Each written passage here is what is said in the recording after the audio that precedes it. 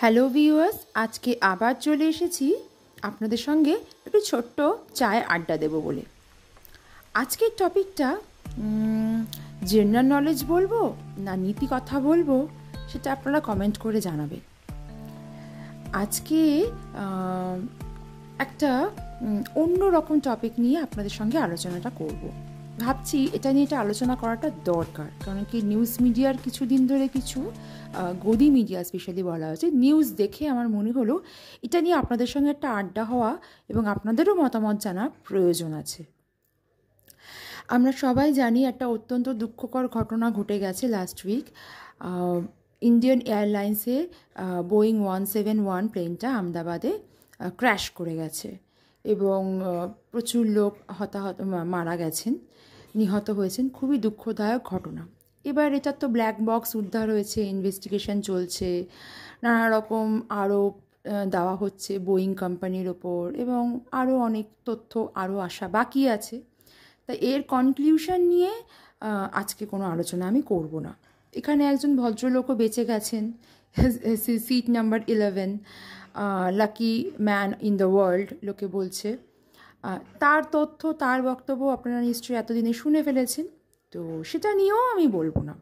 এখন একটা নতুন এজেন্ডা বা নতুন একটা খবর আসছে, যেটা হচ্ছে যে এই প্লেনে করে সম্ভবত কোনো যাত্রী ভাগবত গীতা, একটা মোটা বই, বেশ হার্ড বাইন্ডিং এবং বেশ অক্ষত অবস্থায় পাওয়া গেছে, যে কোনো যাত্রী সম্ভবত এটা নিয়ে যাচ্ছিল প্লেনে করে, এবং প্লেনটা ক্র্যাশ হয়ে যায়, সব কিছু আশেপাশে পুড়ে যায়। এত বড় বিস্ফোরণ হয়েছিল কেন কি ফিউয়েল ফুল ছিল প্লেনটার, টেক অফ করতেই ক্র্যাশ করেছে, তো প্রচণ্ড ধামাকা হয়, প্রচণ্ড এক্সপ্লোশন হয় এবং আশেপাশে সমস্ত কিছু পুড়ে যায়, হোস্টেল বিল্ডিং পুড়ে যায় আহমেদাবাদ মেডিকেল কলেজে।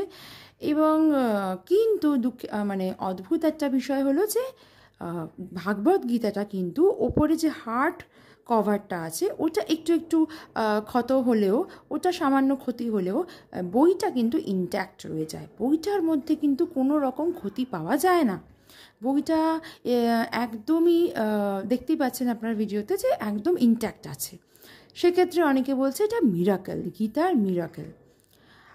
গীতা সত্যি একটা মিরাকুলাস বুক, কেন কি এটা না আদি ভৌতিক না, জীবনের দর্শন। গীতা কারোর একার নয়, গীতা সবার। গীতার শ্লোক, বাণী, প্রতিটা মুহূর্ত এটাই ঘোষণা করে যে প্রকৃত জ্ঞানী হয় তার কাছে সবাই এক, তার কাছে কোনো আলাদা বর্ণ, ধর্ম, কোনো রকম জাতি ম্যাটার করে না।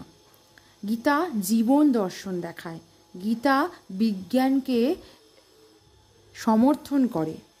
শ্রীকৃষ্ণের গীতা আমি অনেকবার পড়েছি, শ্রীধর স্বামীর গীতা এবং বিভিন্ন পাবলিকেশনের গীতা পড়েছি। আমি প্রতিবারই দেখেছি গীতার সঙ্গে বিজ্ঞানের কোনো ঘাত প্রতিঘাত নেই, কোনো বিদ্বেষ নেই বিজ্ঞানের প্রতি গীতার। গীতা প্রকৃত একটা জীবনমুখী জীবন দর্শন, যেটা আজীবন মানুষের কাজে লাগবে, সমস্ত জেনারেশনের লাগবে এবং এটা সমস্ত জাতি ধর্ম নির্বিশেষ সমস্ত মানুষের জন্য। এখন ব্যাপার হচ্ছে যে গীতাটা ইনট্যাক্ট রয়েছে কি, তো ইনট্যাক্ট রয়েছে কেন কি এখানে যে মিরাকেলটা হয়েছে সেই মিরাকেলটা হচ্ছে বিজ্ঞানের মিরাকেল। যে মিরাকেলের জন্য আপনার হাতে এই মোবাইল ফোনটা আছে, যেটা আপনি আমার এই ভিডিওটা শুনছেন, দেখছেন, যে মিরাকেলের জন্য আপনার ঘরে টিভিটা আবিষ্কার হয়ে টিভিটা রয়েছে বা ফ্রিজ রয়েছে, ঠিক সেই মিরাকেল, সেই ফিজিক্সের জন্যই আপনার দেখতে পাচ্ছেন যে এই বইটা অক্ষত রয়েছে। ব্যাপারটা হচ্ছে যে প্রচণ্ড একটা হার্ডবোর্ড বাইন্ডিংয়ে কভার করা ছিল গীতাটা। এই জন্য ওপরে ফায়ার আসতে গেলে, ফায়ার ইন্টেন্স, কোনো জিনিস পোড়াতে গেলে ইন্টেন্স হিট বা এক্সট্রিম ফায়ার, যেটা একদম ইন্টেন্সলি ভেতরে প্রবেশ করতে হবে জিনিসটা, সেই বস্তুটাকে একটা সময় ধরে দহন করতে হবে, তবে ওটা ভালোভাবে পুড়বে। এবার হঠাৎ এক্সপ্লোশনে বইটা হয়তো ছিটকে পড়ে গেছে, এটা দেখা গেছে, লোকজন কুড়িয়ে পেয়েছে, এবং ইন্টেন্স হিটটা অনেকক্ষণ ধরে বা ফ্র্যাকশন অফ সেকেন্ডের থেকে একটু বেশি সময় লাগবে, এটা বইটাকে ভালো করে পোড়াতে সময় লাগবে। বই হট করে ওরকম পুড়ে যায় না হার্ড বাইন্ডিং ভেদ করে। আর হার্ড বাইন্ডিংয়ের ভেতরে পেজগুলো ছিল বলে পেজগুলো একদম ঠাসা অবস্থায় ছিল, তার ফলে পেজগুলোর ভেতরে কোনো অক্সিজেন মলিকিউলস ছিল না।